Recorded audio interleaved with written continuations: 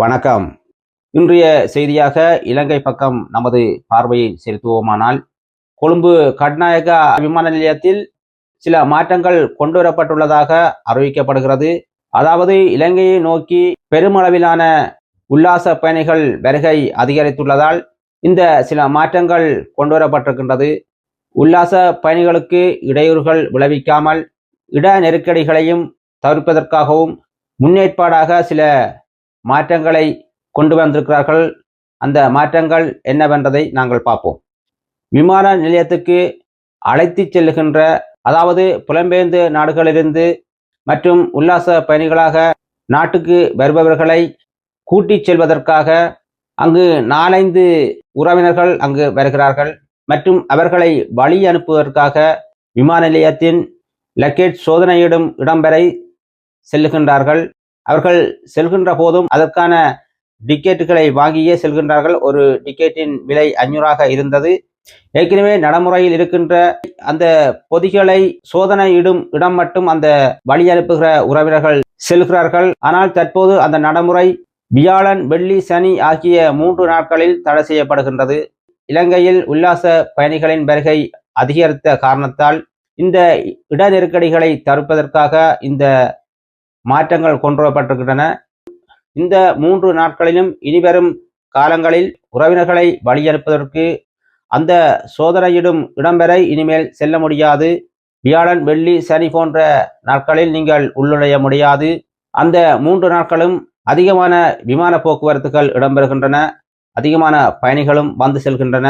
ஆகையால் இந்த நெருக்கடியை தவிர்த்துக் கொள்வதற்காகவும் இதொரு பரிச்சார்த்த முயற்சியாக இதை செயற்படுத்த இருப்பதாகவும் போக்குவரத்து துறை அமைச்சர் கூறியிருக்கின்றார்.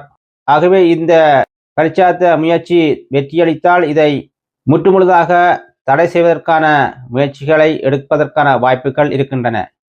அத்துடன் இந்த 3 மாதங்களில் இலங்கைக்கு கூடுதலான உல்லாச பயணிகளின் வருமானங்கள் எட்டியிருக்கின்றன.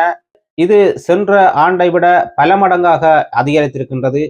ஸ்ரீலங்கன் போக்குவரத்து விமானங்களை தனியார் துறைக்கு விடுவதற்கான முயற்சிகள் சென்ற காலங்களில் மேற்கொள்ளப்பட்டிருந்தன. விமான போக்குவரத்தால் பாரிய நட்டங்கள் ஏற்படுவதாக அரசாங்கத்தால் முன்வைக்கப்பட்டிருந்த கோரிக்கைகளை நிராகரித்து தற்போதைய அரசாங்கமான NPP இதை தனியாருக்கு விட முடியாது, இது அரசாங்கமே நடத்தும் என்ற தீர்மானங்களையும் எடுத்து இந்த செயற்பாட்டை ஆரம்பித்தார்கள். அந்த செயற்பாடு மிகவும் வெற்றியளித்திருக்கின்றது.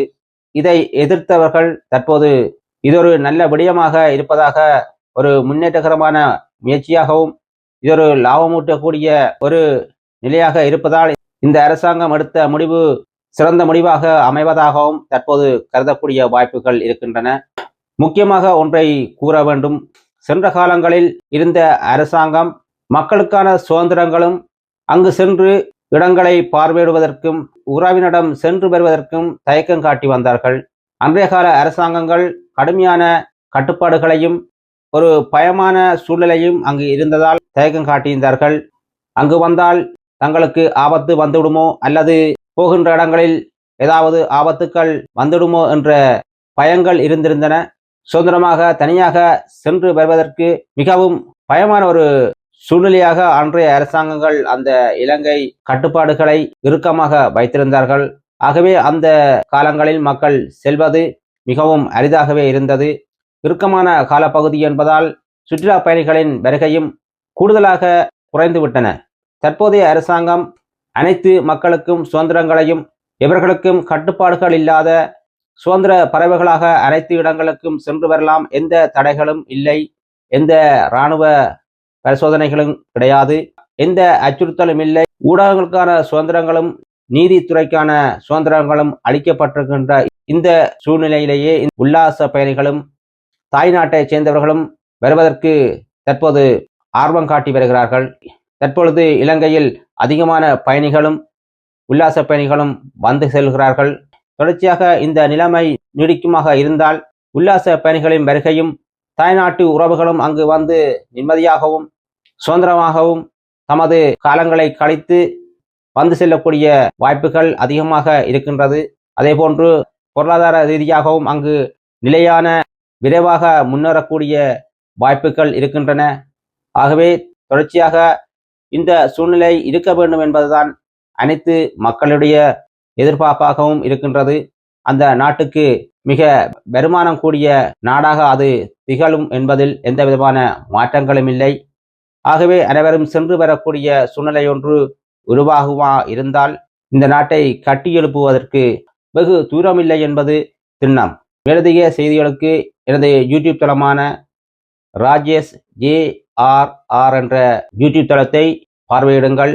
பார்வையிடுவது மட்டுமல்லாமல் சப்ஸ்கிரைப் செய்து பெல் பட்டனையும் அழுத்திவிடுங்கள். அப்போதுதான் நானிடும் காணொளிகள் உங்களை விரைவாக வந்து சேரும். நன்றி, வணக்கம்.